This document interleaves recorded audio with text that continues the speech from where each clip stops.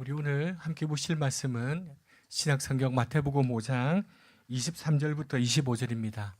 제가 갖고 있는 성경으로 신약 6면 마태복음 5장 23절부터 25절입니다. 우리 같이 한 목소리로 읽도록 하겠습니다. 그러므로 예물을 제단에 드리려다가 거기서 내 형제에게 원망 들을 만한 일이 있는 것이 생각나거든 예물을 제단 앞에 두고 먼저 가서 그 위에 와서 예물을 드리라. 너를 고발하는 자와 함께 길에 있을 때에 급히 사화하라. 그 고발하는 자가 너를 재판관에게 내어주고 재판관이 옥리에게 내어주어 옥에 가둘까 염려하라. 여기까지입니다. 우리 전우자우로 함께 인사하십시다. 한 주 동안도 수고 많았습니다. 한 주 동안도 애썼습니다.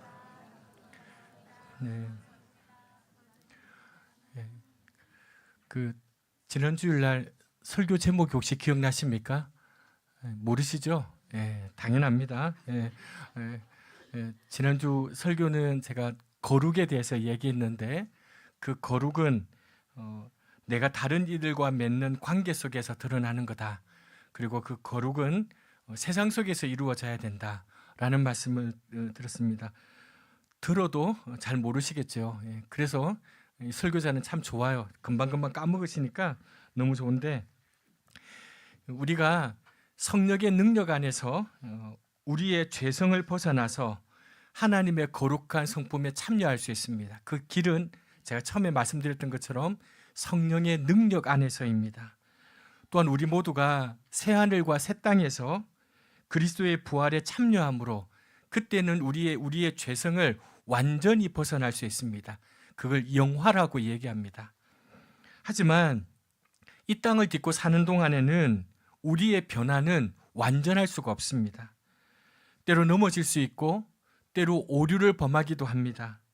예수님은 이러한 우리의 인간의 한계를 너무나도 잘 아셨습니다. 그래서 이렇게 말씀하십니다. 같이 읽겠습니다. 그러므로 예물을 거기서 내 형제에게 원망 들을 만한 일이 있는 것이 생각나거든 예물을 제단 앞에 두고 먼저 가서 예물을 드리라.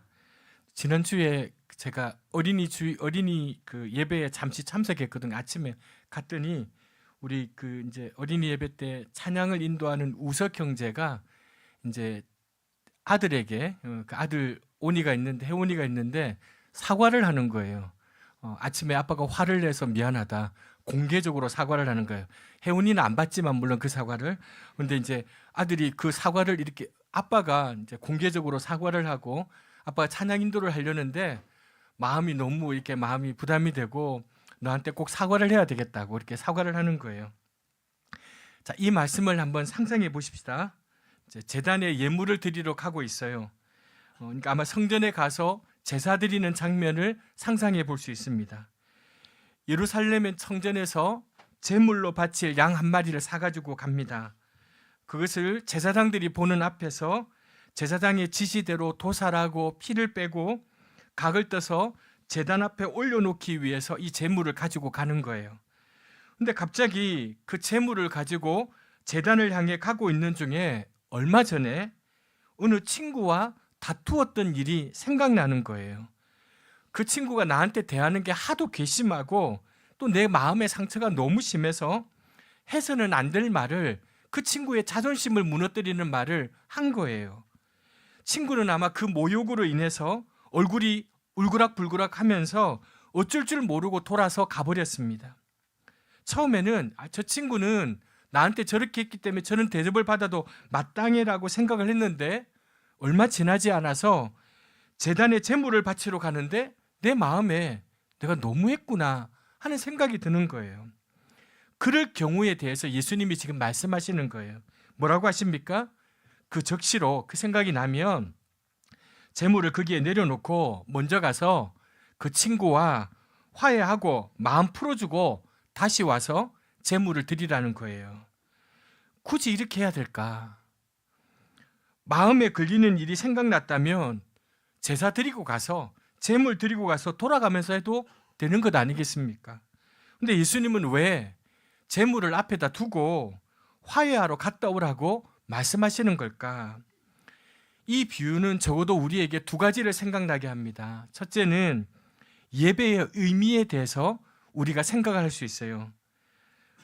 여러분, 이 제물을 가지고 이제 제물을 바치기 위해 준비하는 동안 자신이 상처 준 사람이 떠오르는 일은 우연히 일어난 일이 아니에요. 모두에게 일어나는 일이 아니에요. 아마 이 제물을 제사를 드리러 온 이 사람은 진실한 마음으로 지금 예배를 준비하고 있는 것 같아요. 하나님 앞에 온전히 서서, 이게 이제 우리가 죄의 전가라고 하는데, 이 양을 죽이면서 자신이 죽는 거거든요. 자신의 죄를 생각하면서 흠없는 이 양이 죽으면서 자신의 죄를 생각하는 거거든요. 그러니까 하나님 앞에 온전히 서서 자신을 비추어 보려는 진실하고 겸손하고 진지한 태도가 이 사람에게 있었다는 거예요. 그리고 그런 일이 마땅히 우리의 예배 중에서 일어나야 된다는 거예요. 그럴 때 성령께서 역사하시기 때문이에요. 그러니까 우리는 예배드리고 찬양하고 이렇게 하면서 성령이 우리 안에 역사하기를 바랐는데, 성령이 역사하려면 우리 안에 그런 진지한 태도가 있어야 되는 거예요. 예수님께서 성령의 역할에 대해서 이렇게 말씀하신 적이 있어요. 같이 읽겠습니다. 그가 와서 죄에 대하여, 의에 대하여, 심판에 대하여, 이 그는 보혜사 성령을 말하는데요, 성령께서 오셔서 제일 먼저 하는 일이 뭐냐면 우리의 죄에 대하여 깨닫게 하시고 책망하시는 일이라는 거예요. 새한글 성경에 딱 보니까 이 말은 뭐냐면 세상의 잘못을 들추어내신다. 세상을 책망한다는 말을 세상의 잘못을 들추어내신다 라고 얘기하고 있어요. 우리는 감추고 싶은데 성령은 들추어내시는 거예요. 이걸 영어로는 convicting grace라고 얘기해요. 유죄 판결, 책망하는, 고소하는 은혜라고 얘기해요. 참 이상한 얘기인데, 하나님 앞에서 우리의 죄를 깨닫게 하고 우리를 고발하고 우리를 책망하는 것이 성령이 우리에게 주시는 은혜라는 거예요. 어떻게 여러분, 책망하는 게 은혜예요. 어떻게 우리의 죄를 지적하고 우리의 죄를 들추어내는 게 은혜라고 말할 수 있어요? 여러분, 죄를 깨닫고 회개하는 것은 하나님의 모든 은혜를 경험하게 하는 통로이기 때문이에요. 우리가 하나님의 은혜를 경험하려면요, 죄를 깨닫고 회개함 없이는 안 돼요. 이게 통로이기 때문에 성령이 오셔서 우리로 하여금 죄를 지적하고 들추어내시는 것이 은혜라는 거예요. 성령께서는 하나님 앞에서 우리의 죄들을 들추어내서요, 아무도 뭐라고 하지 않지만 우리의 내면에서 자신을 고발하는 성령의 음성을 듣는 거예요. 뭐 하다가요? 예배를 드리면서, 예배를 준비하면서. 이 일이 참되게 예배하는 사람들에게 일어나야 되는 일이라는 거예요. 우리 중에 이런 마음으로 예배하는 사람이 과연 몇 명이나 될까요? 하나님 앞에 자신을 활짝 열고 성령께서 우리의 내면을 비추어 주시기를 간구하면서 자신에게 있는 죄에 대해서 깨닫고 아파하면서 눈물을 흘리는 일이 우리 예배 안에서 얼마나 자주 일어나고 있어요. 사실 우리는 예배를 통해서 위로받기를 원해요. 찬양도, 설교도 위로받기를 원해요. 우리 모두가 다 여기 앉아있는 분들이요, 피해자라고 생각해요. 지난 주일날 나는 내가 상처받고 피해자라고 생각하지, 아무도 가해자라고 생각하지 않아요. 이 피해자라는 의식을 갖고 살면서 하나님 앞에 나와서 자신의 상처를 내어놓고 그 상처를 치료받고 위로받기 원하는 거예요. 자신이 다른 사람들에게 상처 준 것을 생각하지 않고 자신의 상처에 대해서만 하나님께서 알아달라고 기도하는 것, 그것이 사실은 오늘 우리 예배자들의 실상이에요. 우리 모두의 실상이에요. 찬양을 부르면서 뜨거운 눈물이 있어요. 그러나 그 감격과 눈물은 자기 감성에 지나지 않아요. 예배와 찬양 중에 많은 눈물을 흘리지만 그 눈물은 자신을 잠시 위로할 뿐 진정한 변화를 만들어내지 못해요. 하나님 앞에 정말 귀한 눈물은 자신의 죄에 대해서, 자신의 연약함에 대해서 애통해야 하는 눈물이에요. 오늘 우리 예배 중에 그런 눈물은 보기가 쉽지 않아요. 오늘 우리는 이 예배당에 나왔는데 어떤 마음으로 예배에 오셨습니까? 지금 예배 이 자리에 앉아있는 여러분은 어떤 마음이십니까? 하나님이 정말로 살아계시다고 믿으십니까? 그 하나님의 임재 앞에 지금 우리가 서 있다고 믿고 계십니까? 지금 우리 가운데 역사하시는 성령께서 우리를 샅샅이 살피시고 그리고 나를 고발하십시오라는 그 태도로 무장해제하고 이 자리에 앉아 계십니까? 그래서 때때로 압도적으로 임하시는 그 성령의 은혜로 인해서 자신의 허물을 깨닫고 회개하고 눈물을 흘리십니까? 그런 일이 우리 예배 가운데 일어나야 된다는 거예요. 둘째로 이 비유는요, 예배자의 삶에 대해서 우리에게 생각하게 해줘요. 여기서 예수님은 다른 사람들과의 관계가 틀어진 사람은 예배드려도 소용없다, 그런 뜻으로 말씀하시는 게 아니에요. 혹은 예배드리려는 사람들은 반드시 먼저 자신을 샅샅이 돌아봐서 아무 죄가 없다고 판단되면 예배드리라, 이런 뜻도 아니에요. 만약 그런 뜻이라면 여기에 아무도 앉아있지 않아요. 저도 마찬가지고 아무도 앉아있지 못해요. 예수님의 진의는 그런 게 아니에요. 제물을 드리려다가 누군가에게 상처 준 일이 생각나면 제물을 앞에 놓아두고 화해하고 와서 제물을 드리라는 말씀은 제물만큼이나 화해가 중요하다는 거예요. 어떻게 예배 드리냐도 중요하지만 어떻게 사느냐도 중요하다는 거예요. 그만큼 중요하다는 거예요. 아마도 지금 이 말씀을 듣고 있는 우리 중에 얼마 전에 혹은 말로 행동으로 누군가를 상처 준 일들이 생각나는 분들이 있을 거예요. 성경을 읽으면서, 이 이야기를 들으면서. 여러분, 만약 그런 분이 계시다면 오늘 이 말씀대로 이 자리에 벌떡 일어나서 가셔야 하지 않겠습니까? 근데 아무도 안 가거든요. 우리 중에 한 분도 안 가거든요. 그랬다가는 어떻게 됩니까? 내 잘못이 탄로날까 봐. 옆에 혹시 아내나 있으면 지금이라도 사과하세요. 존말 할 때 지금이라도 이렇게 사과. 우리가 감추고 싶거든요. 그랬다가는 내 잘못이 탄로날까 봐 그러지 않거든. 예수님의 말씀의 뜻이 그런 뜻이 아니라는 거 우리가 알고 있어요. 성령께서 우리 마음에 들려주시는 음성을 듣고 누군가 매듭을 풀어야 될 사람이 생각난다면 예배를 마치고 돌아가면서 화해하면 돼요. 차 안에서 내가 미안하다, 아침에 화내서 미안하다, 그렇게 얘기하면 돼요. 여기서 예수님은 다른 사람에게 상처 준 일을 예로 드시지만 그것만은 아니잖아요. 우리의 일상에서 일어나는 모든 일들이 다 그렇다는 거예요. 참된 예배자는 예배드리는 그 마음과 태도로 일상을 살도록 힘써야 된다는 거예요. 그게 지난주에 말씀드렸던 거룩한 삶이라는 거예요. 아니, 참된 예배는요, 우리 삶을 그렇게 변화시켜요.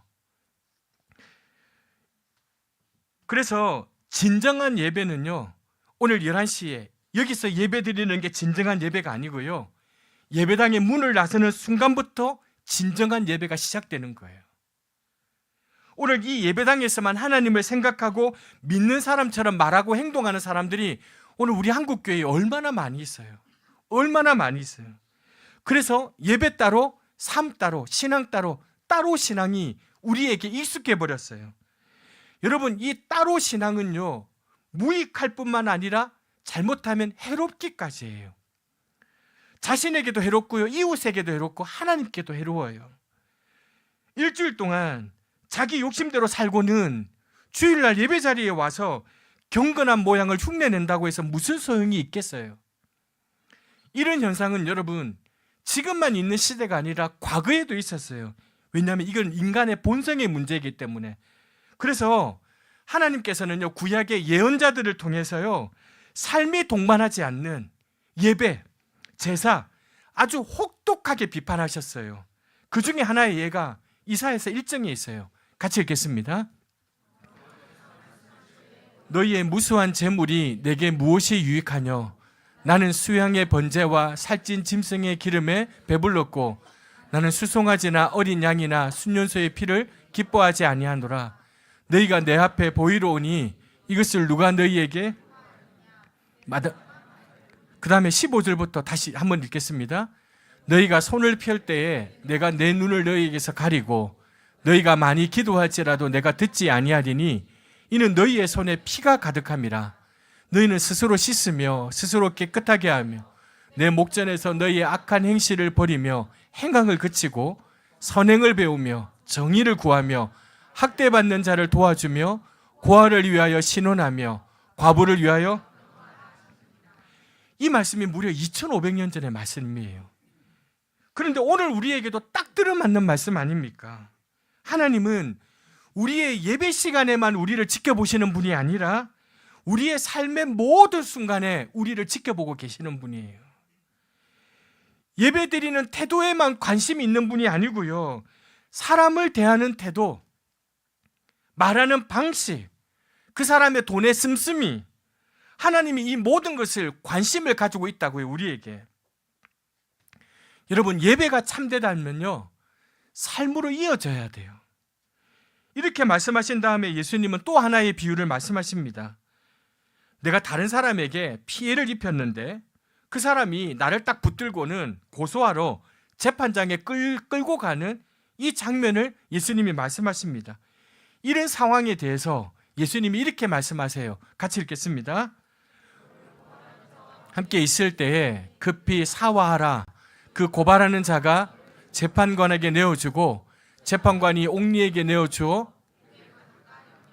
이 사화라는 말은 법으로 처리할 송사를 개인들끼리 서로 좋게 해결하라, 그런 의미도 있고요, 원수였던 사이가 원한을 품고 서로 화평하게 지내는 것, 이게 사화예요. 자, 그런데 이 구절에 우리가 주목할 단어가 두 개가 있어요. 그게 뭔가 하니 함께 길에 있을 때, 그리고 급히라는 말이에요. 함께 있을 때, 그리고 아직 재판장에 도착하지 않은 때라는 말하는 거예요. 아직 두 사람이 길에 있을 때. 그 다음에 급히라는 말은 무슨 말이에요? 시간이 아직 남아있을 때, 그런 표현이에요. 여러분, 지금 예수님은요, 이 비유를 통해서 하나님 앞에서 서야 될 우리의 마지막 심판에 대해서도 말씀하고 있어요. 여러분, 우리 그리스도인은요, 세상의 재판장도 있지만요, 우리는 영원한 심판주가 되시는 하나님의 재판정도 있다는 사실을 기억해야 돼요. 우리는 지금 영원한 재판관이신 그분에게 가고 있는 중이에요. 어제보다 오늘 하나님 앞에 갈 날이 하루하루 줄어들고 있어요. 시계바늘이 째깍째깍 움직일 때마다 우리는 한 발짝 한 발짝 그 마지막 재판장으로 우리는 걸어가고 있어요. 그러다가 마지막 숨을 멈추는 순간 우리는 인류 최고의 법정 앞에 서게 돼요. 우리는 지금 그 하나님께 가는 길 위에 있는 사람들이에요. 그러므로 아직 그 길 위에 있을 때 하나님의 심판대 앞에서 단죄받아서 영원한 감옥에 가지 않도록, 던져지지 않도록 조치를 취하라는 거예요. 그 조치가 무엇입니까? 우리 중에는요, 스스로 선을 쌓아서 하나님의 이 커트라인을 통과할 사람은 아무도 없어요. 우리 중에. 하나님의 심판대 앞에서 우리가 이 땅에서 쌓은 의를 그것밖에는 의지할 것이 없으면요, 우리는 그분 앞에 딱 서는 순간 무너집니다. 아무도 통과하지 못합니다. 우리가 가진 게 우리가 쌓은 의밖에 없다면요. 하나님의 절대적인 기준 앞에서 우리 의란, 자기 의라는 건요, 너무도 보잘것없는 거예요. 그래서 하나님께서는 당신의 아들을 이 땅에 보내셔서 그 아들을 영접한 사람은 심판대 앞에서 예수님과 함께 서게 만듭니다. 그분과 함께. 저는 이 송사를 당해본 적이 별로 없어요. 별로 없단 말은 몇 개 없어요, 아주. 예.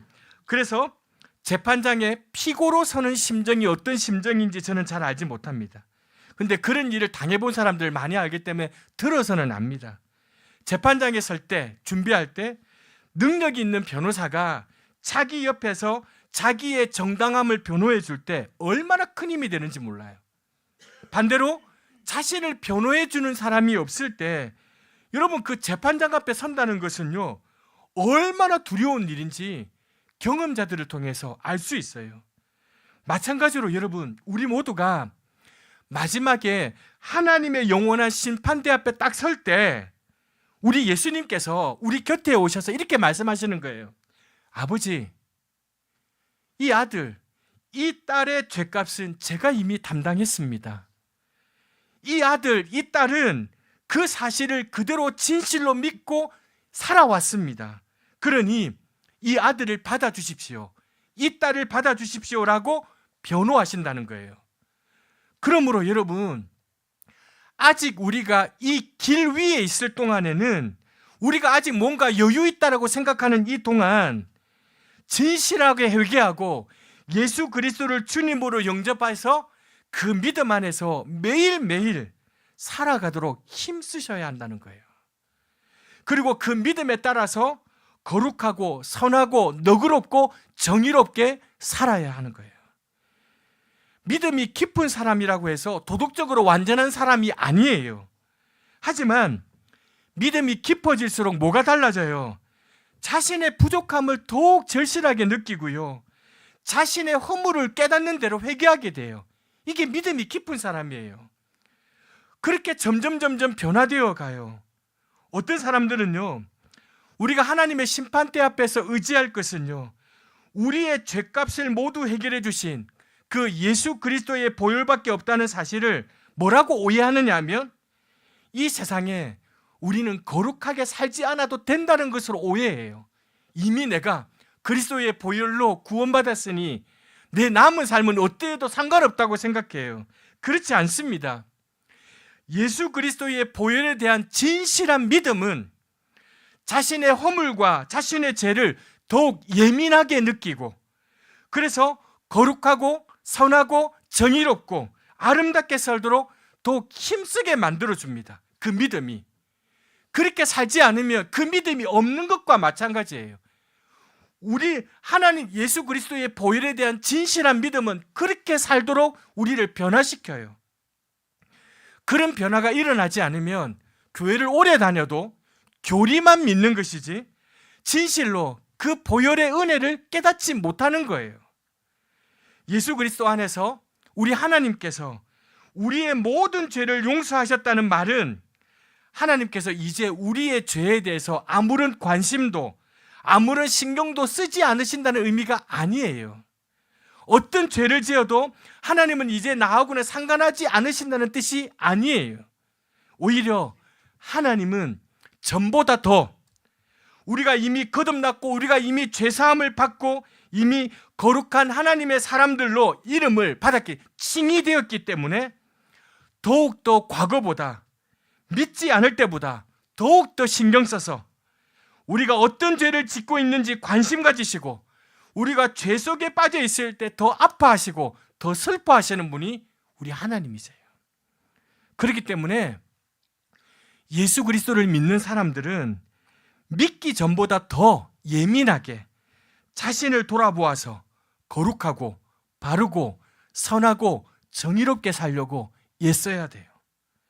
그것이 아직 길 위에 있는 동안 우리가 취해야 될 조치예요. 예수님은 그 조치를 미루지 말고 급히 얼른 하라고 말씀하고 계세요. 언제 재판관 앞에 당도할지 모르고 일단 당도하고 나면 돌이킬 수 없기 때문이에요. 우리는 언제 인생이 끝날지 몰라요. 예수님께서 언제 다시 오셔서 인류의 역사를 마무리할지도 우리는 알지 못해요. 이런 상황에서 우리가 할 수 있는 가장 안전한 방비는 매일을 자기의 마지막처럼, 자기 삶의 마지막의 날처럼 살아가는 거예요. 오늘이 내 인생의 마지막이 될 수 있다는 사실을 알고 아직 시간이 있을 때 얼른 급히 하나님의 심판대 앞에 설 준비를 해야 되는 거예요.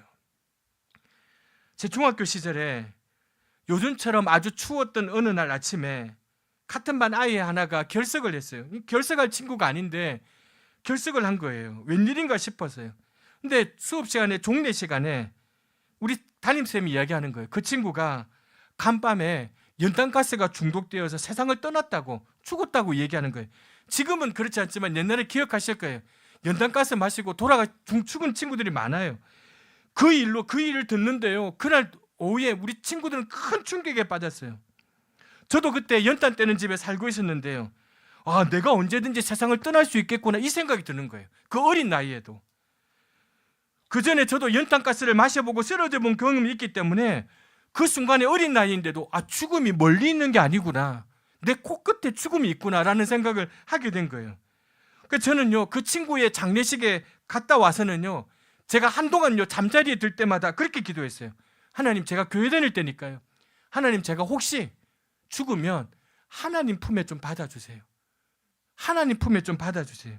그걸요 그냥 기도한 게 아니라 진짜 진지하게 심각하게 기도했어요. 그리고 그게 한동안은요 매일 밤 제 기도 습관이 되었어요. 그러다가 언제부터 기도 안 했냐면 가스보일러 집으로 이사하면서 더 이상 죽을 염려는 없겠구나, 이 가스보일러는 죽을 그 생각을 하게 된 거예요. 밤에 드리던 기도의 내용도 달라졌어요.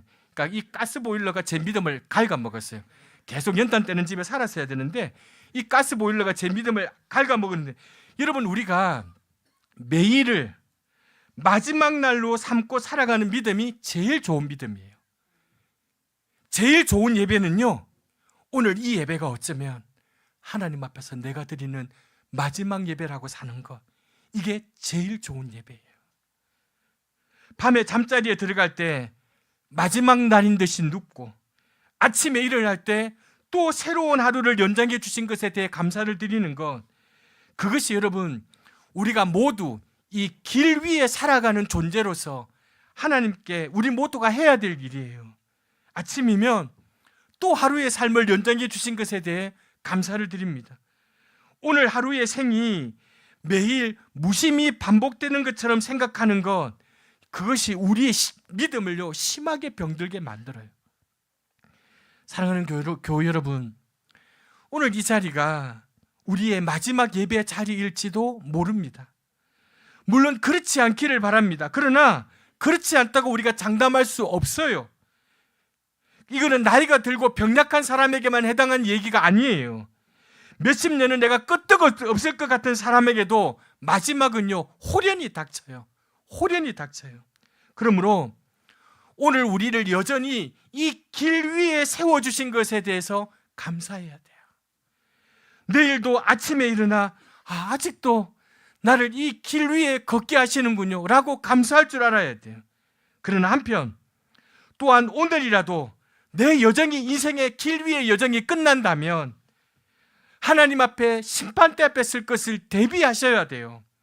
그 심판대 앞에서 예수님 없이 홀로 서지 않도록 늘 매일 주님을 붙들고 사셔야 돼요. 그리고 우리의 믿음에 걸맞지 않는 말과 행실에서 속히 벗어나도록 애쓰셔야 돼요. 그러기 위해서 중요한 것은 가장 먼저 예배가 회복되어야 돼요. 예배에 임하는 우리의 태도가 달라져야 돼요. 우리가 드리는 예배가 우리의 삶을 진실로 변화시킬 수 있도록 참된 예배자가 되어야 돼요. 그리고 그 예배드린 그 마음과 태도로 우리가 일상을 살아가셔야 돼요.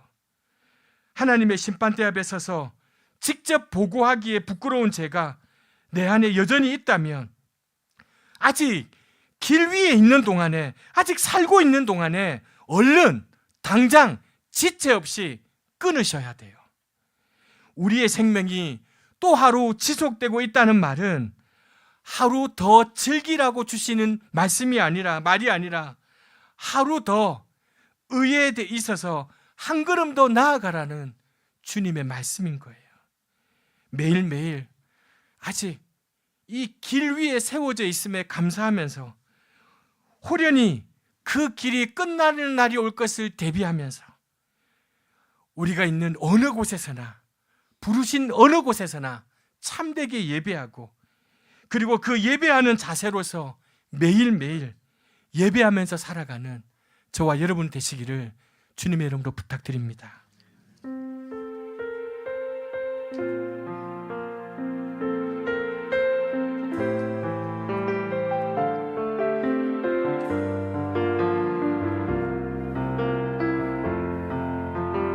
가사 좀 띄워주세요. 따스한 성령님 마음으로 보내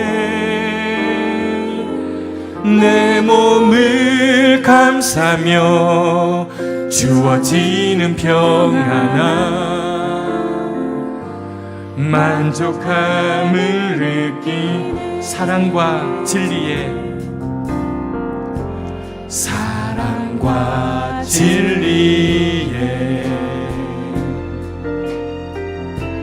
한 줄기 빛 보내 내 몸을 감싸며 주어지는 평안함 그 사랑을 느끼네 부르신 곳에서 나는 예배하네 어떤 상황에도 나는 예배하네 부르신 곳에서 나는 예배하네 어떤 상황에도 나는 예배하네 내가 걸어갈 때 길이 되고 내가 걸어갈 때 길이 되고 살아갈 때 삶이 되는 그곳에서 예배하네 내가 걸어갈 때 길이 되고 살아갈 때 삶이 되는 그곳에서 예배하네 부르신 곳에서 나는 예배하네 어떤 상황에도 나는 예배하네 부르신 곳에서 나는 예배하네 어떤 상황에도 나는 예배하네 오늘 우리 주신 말씀을 함께 생각하시면서 하나님 참된 예배자의 마음 참된 예배자의 자세 그리고 그 예배의 마음과 태도로 일상을 살아가야 될 참된 그리스도인 우리가 그런 삶을 살 수 있도록 그리고 아직 우리에게 기회가 있을 때 아직 우리가 길 위에 있을 때 마땅히 하나님 앞에 참된 예배자로 예배하는 자세로 그렇게 살아가는 우리가 되게 해달라고 끊어야 될 것이 있다면 얼른 당장 지체 없이 끊을 수 있는 용기를 달라고 함께 기도하겠습니다.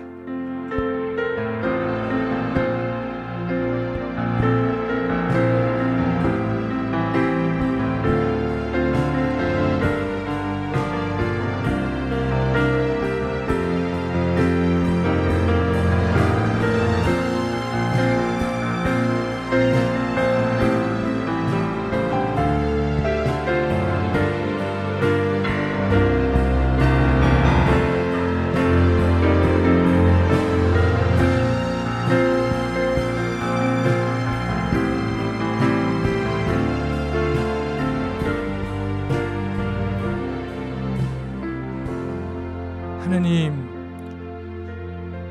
우리의 예배가 회복되게 해주시옵소서. 우리가 이 예배에 임하는 우리의 자세와 우리의 태도가 좀 달라질 수 있도록 하나님 인도하여 주옵소서. 그래서 우리가 드리는 이 예배가 우리의 삶을 진실로 변화시킬 수 있는 그런 예배가 될 수 있도록, 그런 참된 예배자가 될 수 있도록 우리를 인도하여 주옵소서. 매일매일 아직 이 길 위에 세워져 있음에 감사하면서 호련히 이 길이 끝나는 날이 올 것을 대비하면서 참되게 예배하고 하루 더 의에 있어서 한 걸음 더 나아가는 우리의 삶의 자세가 될 수 있도록 인도하여 주옵소서.